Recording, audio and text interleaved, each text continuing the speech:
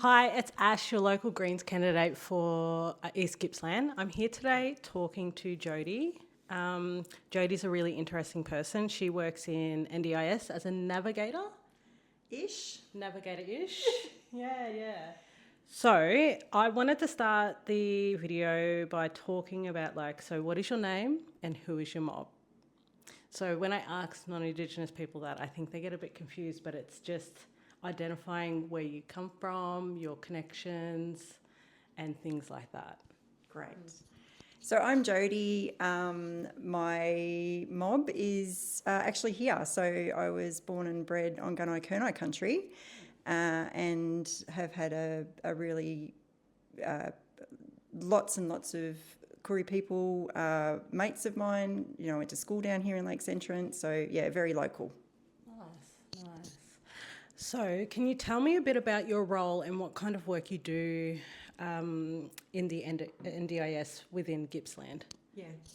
So one of the things that I do is probably I help people. Actually, I'm going to take a step back.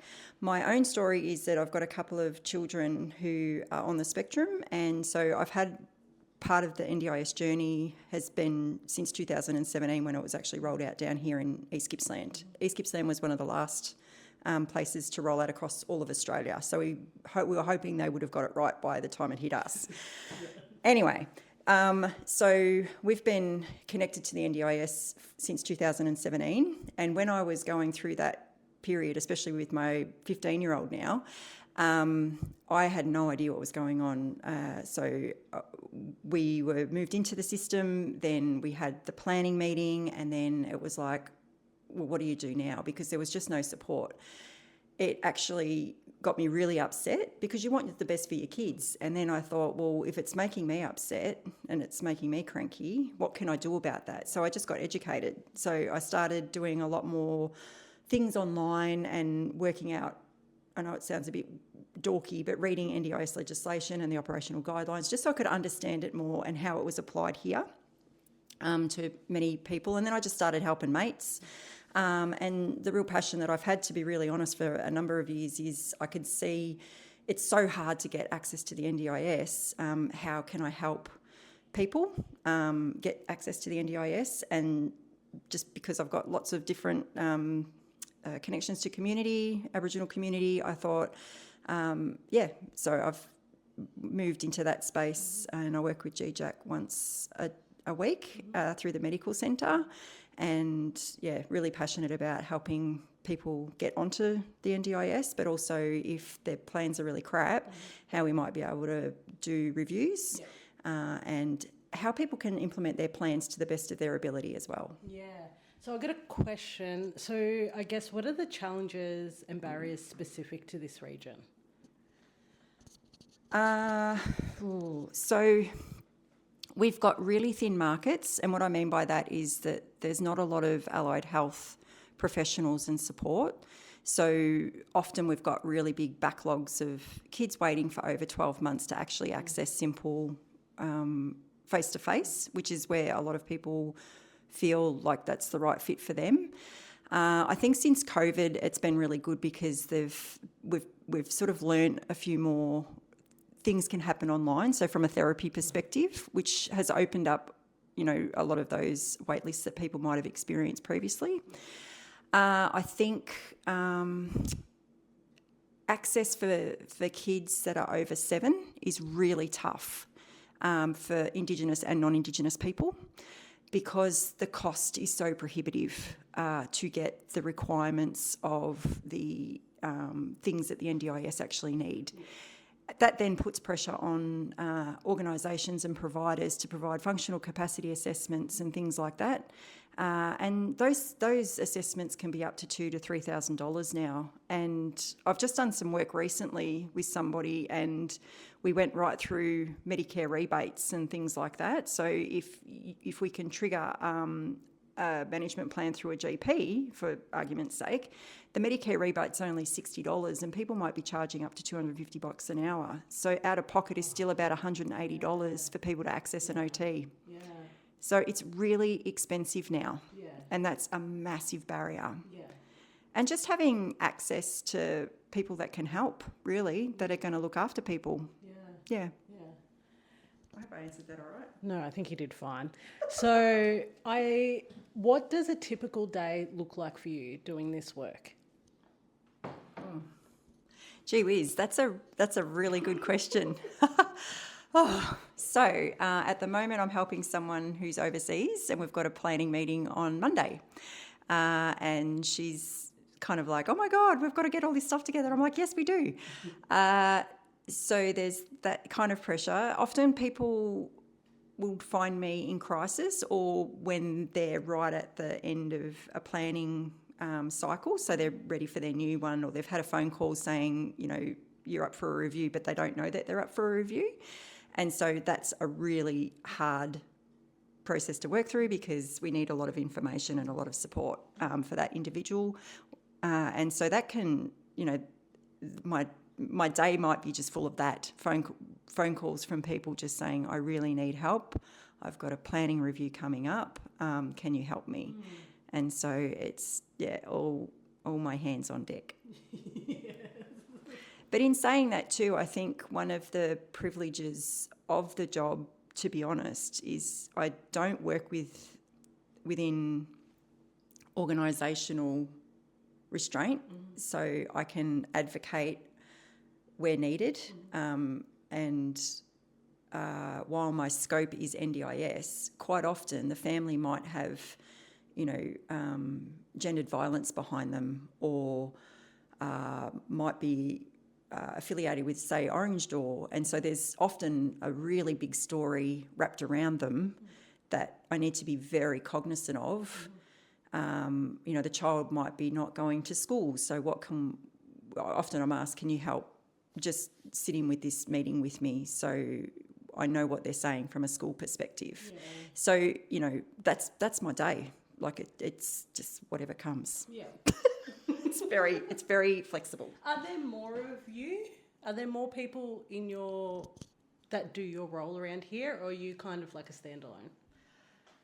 I'm more of a standalone. I mean, the NDIS component is probably about 30 or 40% of what I do. I'm also a consultant, so I do major projects and stuff for, council or whoever needs some work done. It's real, I mean, I guess there would be, but I don't necessarily know. Because, I just help the ones that come to my door. Does that make sense? Yes. They'd probably be, some support coordinators may also do something similar, but their roles are really quite defined, whereas because I work on my own, I can do my own thing. I can kind of generally try and help where I can. So, if you could change one or two things in the NDIS system to make it fairer or easier for people here, what would they be?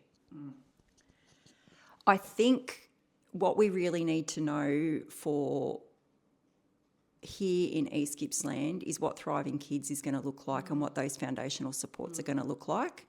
Because obviously from a Commonwealth perspective, that's obviously where the NDIS sits.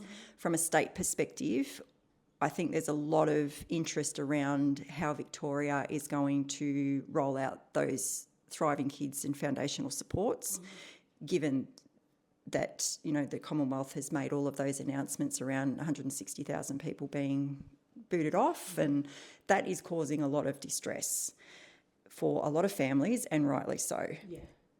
So I think from a state perspective, it's going to be really interesting, and we're all watching very closely as to how and what models are going to be used. And what I would say is that any funding coming down, I would really love to see more options for First Nations organisations, ACCHOs, to be able to access that as standalone, to be able to look after community, rather than having non-Indigenous, really big organisations absorbing, what they would call probably block funding.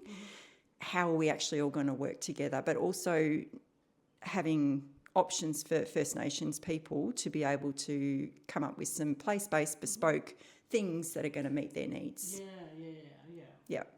And just affordability. Like I keep banging on about affordability, but that is probably one of the biggest barriers that we've got. Yeah. I think there was an announcement just recently around, the state government wants to put like an autism ADHD thing in schools. That's just been recently announced. I think there's a lot of merit in that. But it's what you do after that. Like once it's been recognised, what supports actually are there going to be out there? Because schools are pretty flat-strapped anyway. They're pretty busy. Allied Health's very busy. Like what do we do with our kids to give them the best chance for their future? Yeah, true. Yep. So, are there any policy or funding gaps that you think local representatives should be pushing harder on?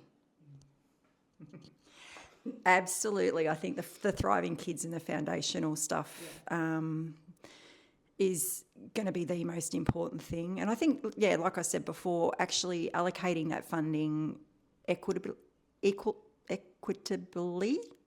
I've lost my word there, making sure that it's an equal share across First Nations and non-Indigenous organisations. And I think, personally, a lot of people should, like a lot of providers, need to be a lot more culturally safe and sensitive, to be really fair as well. That's something that I've noticed a lot of. Like you go into the local NDIS office and it's, even with little people, there's just nothing there. And that flexibility of meeting people where they're at rather than having people come to, government offices and stuff all the time. I find that as a non-Indigenous person, it can be pretty overwhelming. So, I'm pretty passionate about that. Yeah. We need to change a lot about, a lot of things. All right. So is there anything you wish decision makers understood better about the reality of NDIS in rural communities? Oh, these are great questions. We struggle. We really struggle. And I think that every person that has a disability has a right to live their best lives. Mm-hmm. And I feel like we don't acknowledge that enough. And with the decisions to bring more emphasis now back onto community, to be able to live more of a social model of disability, we've got a long way to go in rural, in our rural areas. Yeah. Yes. Even being inclusive in football, being inclusive in, emergency relief centres when fires happen. Like we've got such a long way to go to ensure that we're looking after our people with disability, and we can do a much better job. Yeah. And we can do that by listening to people with disability. Mm-hmm. And we can do that, I think, by putting more funding into early intervention, so that 0 to 6 kind of age group, whereas we feel that that's being taken away with these new announcements. And actually helping the carers, because I've read just some very interesting articles even in the last week with the changes of the NDIS. A lot of that caring responsibility is going to fall back on women again. So,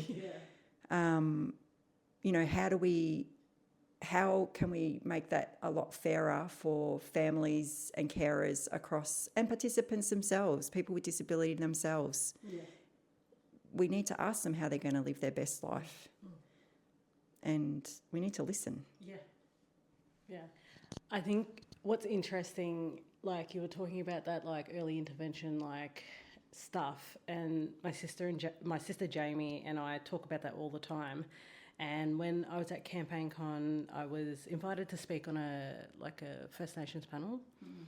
And one of the things, and we were specifically talking about Luca, so Lulu, and how... He's beautiful, by the way. He's a good boy. He's beautiful. Yeah. And how that these interventions that he's getting now will prepare him for the future, because at the end of the day, he is a black boy living in a world that's not... Well, one that's not built for him with his like ADHD, potential ADHD and autism, and two, also it's a very white world that if he misbehaves, that could have very big consequences for him as he gets older. And I think that's one of the things I wish that maybe the government would look at a little bit more, is that early intervention stuff where the people on the ground, like listening to the people on the ground saying, this is what we need, this is what we need, and actually listening and taking it seriously. So I find that interesting that that's sort of coming through in multiple like conversations that I'm having. But last question, what's one message you'd want the community or government to hear? So do you have a specific message?